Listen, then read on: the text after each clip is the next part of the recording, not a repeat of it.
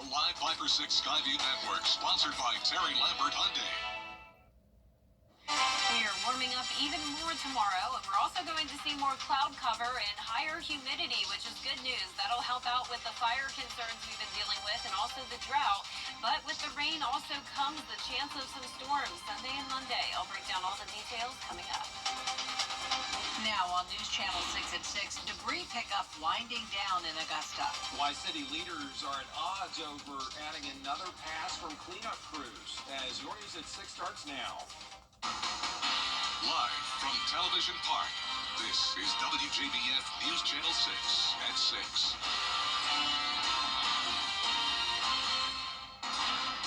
Good evening, everyone. I'm Jenny Montgomery. I'm Brad Means. We do thank you for joining us. Coverage you can count on begins with Augusta city leaders working on plans to bring storm debris removal to an end. Contractors will pause this weekend, but the question is, how much more work will get done when they return in mid-April? George Escala has the story. A storm debris pile sits in front of the Smith's house on Walton Way, their home, one of the hardest hit by Helene.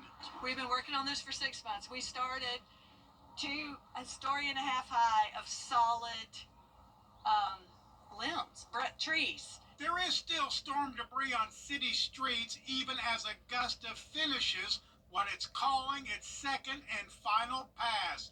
Crews will pause work until after the tournament as city leaders determine on how to bring debris pickup to a close. There's some that are saying, oh, well, there's going to be a third pass. Then some that might be saying, no, this is it. That's where we need to be consistent. We need to be on that same page. There has been discussion on whether to add a third pass for all residents, but Augusta leaders don't see themselves recommending that. I don't think we are.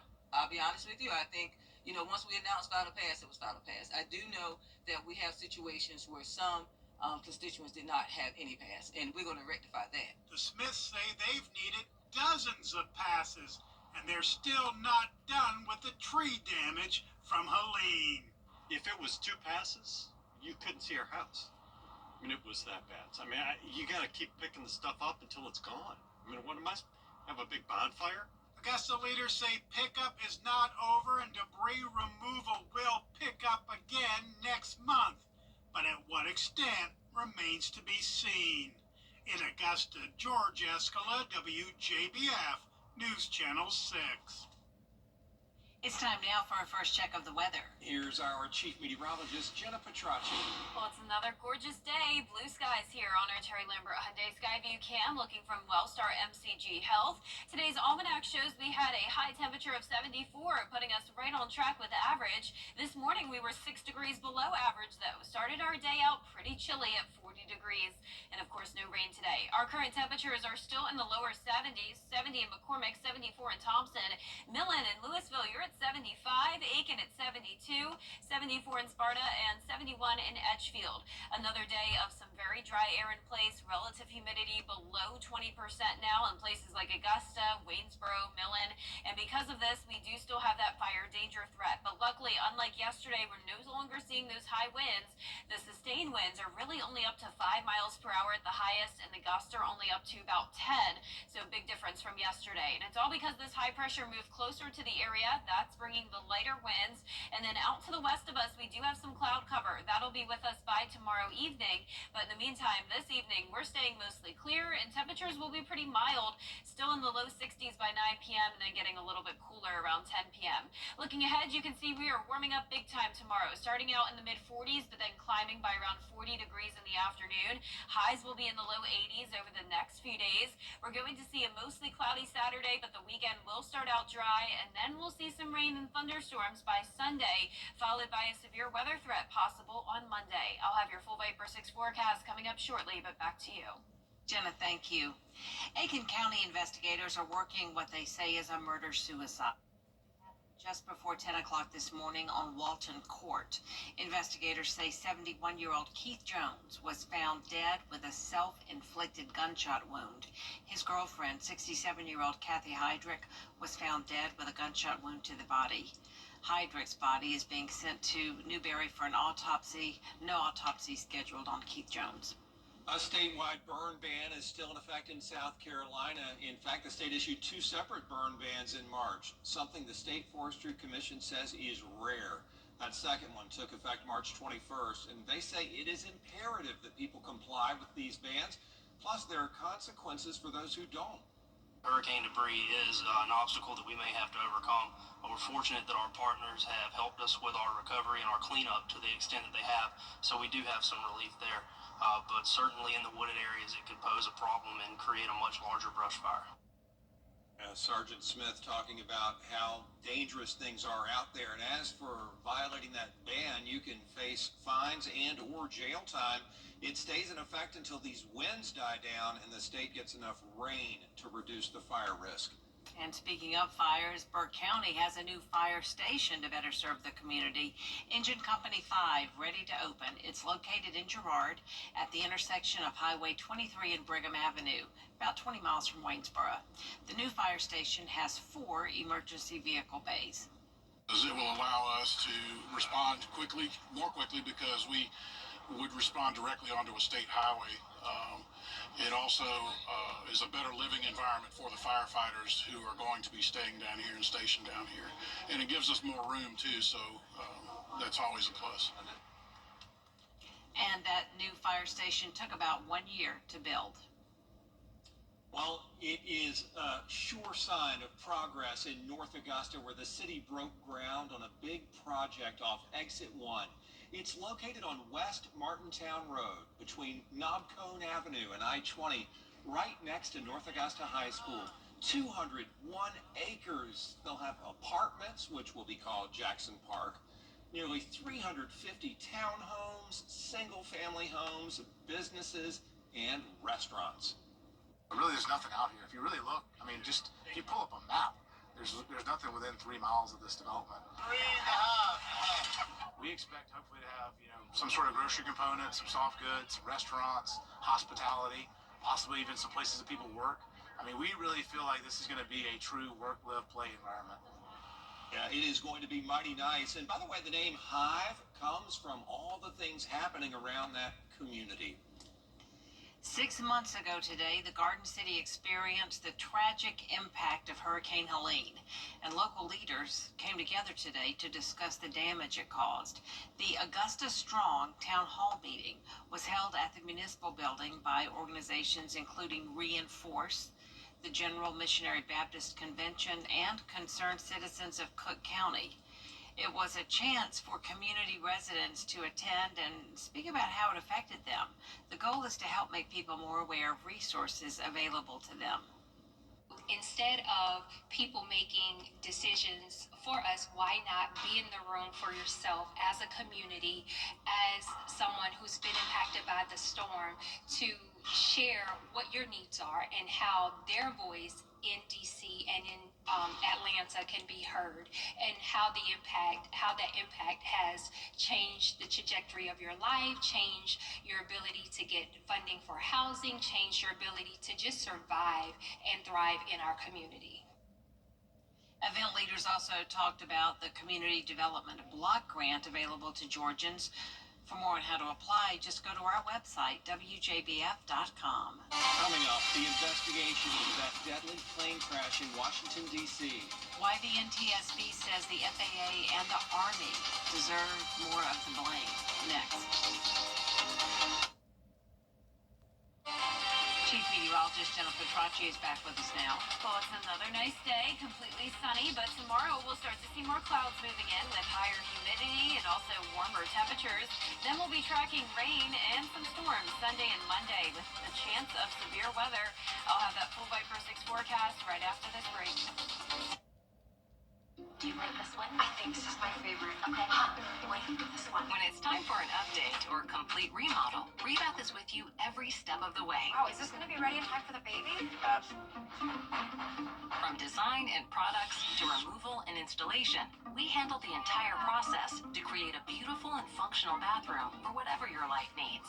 Rebath, with you every step of the way. Call us or visit rebath.com and save $1,000 of your complete bathroom remodel. Over the years, thousands of people have gotten their hands on one. And who knows, You could be next. Win your very own Good Morning Augusta coffee mug at WJBF.com/coffee club. Sponsored by Honda Cars of Aiken. The Live 5/6 Skyview Network, sponsored by Terry Lambert Hyundai. Closed captioning on News Channel 6 is sponsored by Hearing Associates of South Carolina.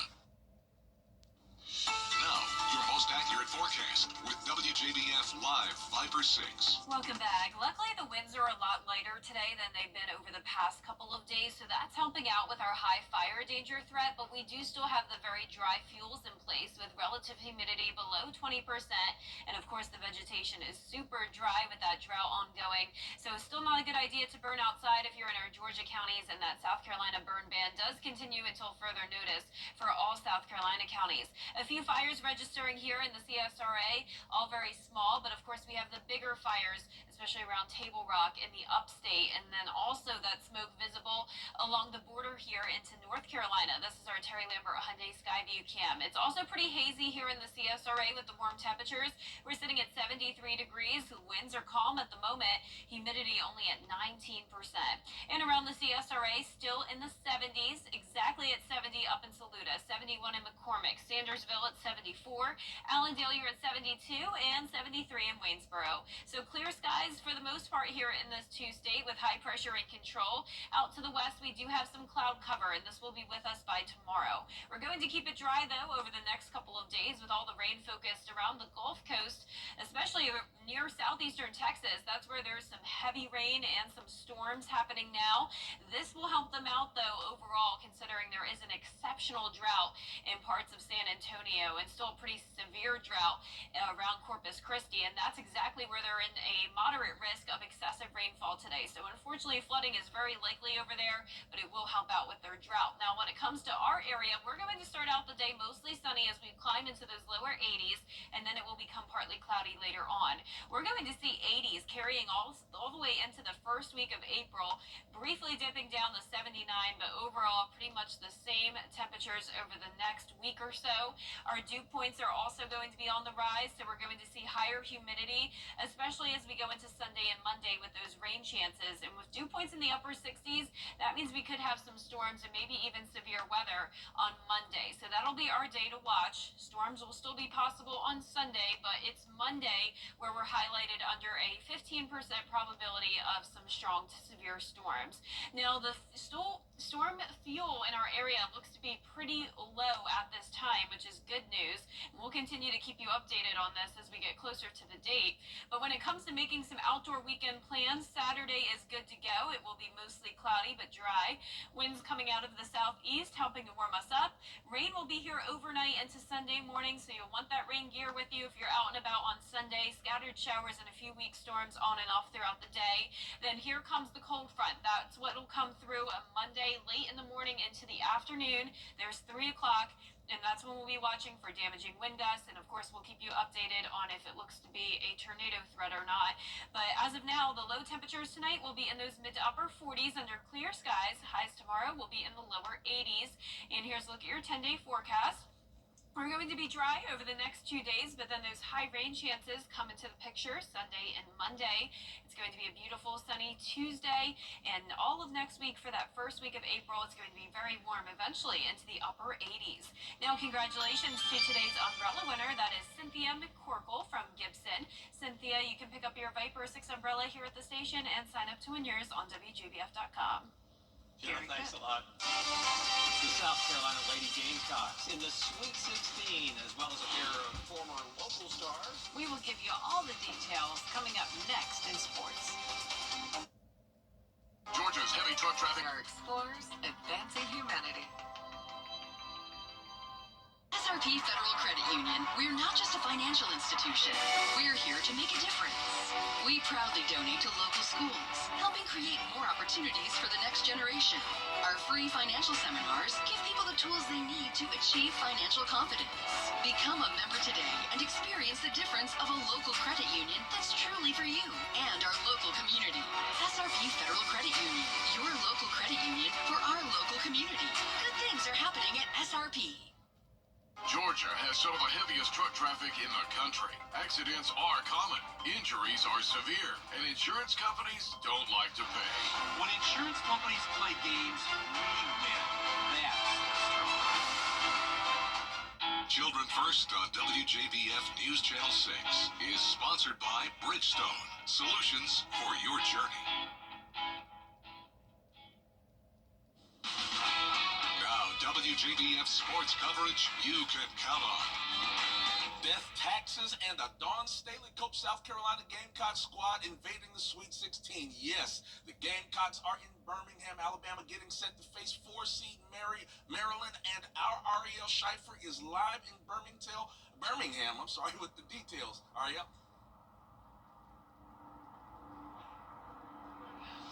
Well, yeah, no, the Gamecocks are in town, and they're making the 11th straight Sweet 16 appearance. It happens to be the second best active streak in the entire country. And heading into this one, from the vibes we got in the locker room and also from Coach Staley, the Gamecocks feel like they have something to prove here in Birmingham, and that starts with their matchup with Maryland tomorrow. From all the chatter that's been going around about this team all throughout the regular season, many of the players were telling us that they feel like they've been disrespected in some way because they've had some close games throughout the SEC regular season. The rankings have been all up and down, but they also want to remind people that they can't compare personnel from last year's team to this one in order to question if they could repeat as national champs. But the most important thing from the girls and from Coach Staley, what she's telling these guys is to be able just to block out the outside noise, play within themselves, because Maryland is going to be a tough challenge for them for all 40 minutes. They feel like if they could play their game and focus on executing both ends of the floor, they definitely will be able to make it back to the Elite Eight. I just want to win. I'm doing anything I can for my team. Anything they need me to do, that's what I'm here to do for them. I just want to win. That's it, honestly. I just want to win so bad. This is why you come to college, is playing in March. And I'm just really excited for our freshmen to experience this. You know, our team is very experienced, and we know what it takes to get to the big thing. And we just got to take one game at a time and remind ourselves that each team is going to bring their best out every game, and we got to bring our best out. Well, a trip to the Elite Eight is on the line, and tip-off between the Gamecocks and Maryland is set for 4 p.m. Central Time. Live in Birmingham, I'm Ariel Schaefer. I'll send it back to you.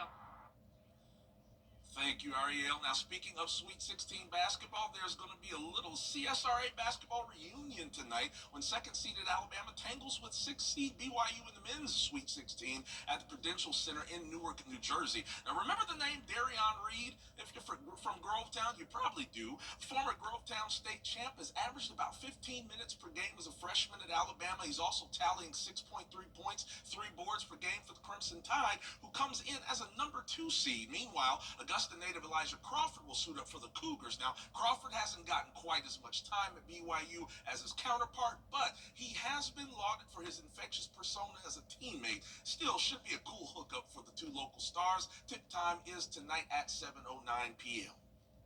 All right, baseball fans, all together now. It's opening day. That's right. Major League Baseball is back today, which means the Atlanta Braves are back as well. In action today on the West Coast, starting a 4-game road stand against the San Diego Padres to kick off the 2025 campaign. First pitch for today's action was at 3 p.m. And following 4 consecutive games against the Padres, Atlanta will stay in Cali for a 3-game stint against the Los Angeles Dodgers before coming back to Georgia for an April 4th home opener with the Florida Marlins. Now, as for today's opener, Brad and Jenny, last I checked, the Bravos are leading 4-3 in the bottom of the 6th. We'll have, of course, more on that game tonight at 10 and 11. All right, Gabriel, thank you. We'll be right back. Create your perfect Graham. WJBF.com. Click, click. At WJBF's Television Park Productions, our mission is to provide local businesses with top quality video and digital content at an affordable price.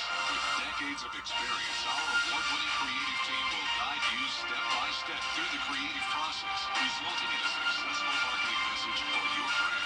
Over the years, we've helped hundreds of local businesses expand their voice. Visit WJBF.com/creative to find out how we can do the same for you. The CSRA is full of amazing women. Women who inspire. Women who innovate. Women who lead. That's why News Channel 6 brings you Women to Watch. On the last Wednesday of each month, News Channel 6 recognizes local businesswomen who are making a positive impact in our community. Nominate someone today at WJBF.com. Sponsored by Goodwill. Kick off your Saturday mornings with the most trusted team in local sports. Preview all of the weekend action and recap all of the big plays with Gianna Sanfilou and Gabriel Snowball. 6 Sports Saturday, Saturday mornings at 9:30 on News Channel 6. It's MASH TV. 2 full hours of MASH laughs. What about Frank? Can I help it if I'm not as rank as you? Weeknights starting at 6 on MeTV. That is our report for now. We're back at 7 after World News Tonight. And then we'll see you again at 11.